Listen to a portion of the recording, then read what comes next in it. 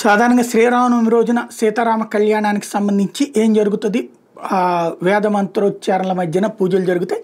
మనం భద్రాచలంది చూస్తాం, అట్లాగే ఇతర ఆలయాలది చూస్తాం.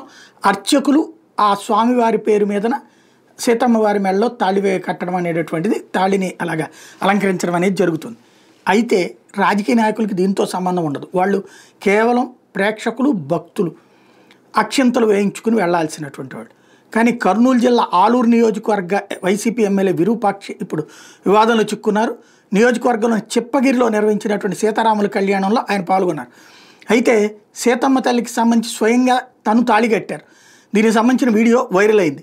దీని మీద పెద్ద ఎత్తున తెలుగుదేశం పార్టీకి సంబంధించి, జనసేనకు సంబంధించినటువంటి వాళ్ళు క్వశ్చన్ చేస్తూ వచ్చారు. భారతీయ జనతా పార్టీకి సంబంధించిన వాళ్ళు ఎమ్మెల్యే ఎట్లా చేస్తాడంటూ. దాంతోపాటుగా హిందూ సంఘాలు వెంటనే గమనించి నిలదీసి భక్తులు మండిపడ్డారు. సీతారాముల కళ్యాణం సందర్భంగా తాళిని తాకి ఇవ్వమని ఎమ్మెల్యే విరూపాక్షికి పండితులు అందజేశారట.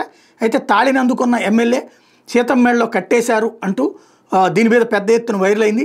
తాళి కడుతున్న ఎమ్మెల్యేని పండితులు అడ్డుకోకుండా అక్షంతలు వేయడం అన్నటువంటిది మరింత సంచలనమైంది. దీని మీదన ఇప్పుడు ఎమ్మెల్యే క్షమాపణ చెప్పారు.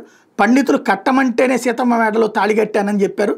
దేవుడి మీద తనకెంతో భక్తి విశ్వాసం ఉన్నాయని, గత 15 ఏళ్లుగా అయ్యప్ప మాల కూడా వేస్తున్నానని ఆయన చెప్పుకొస్తున్నారు.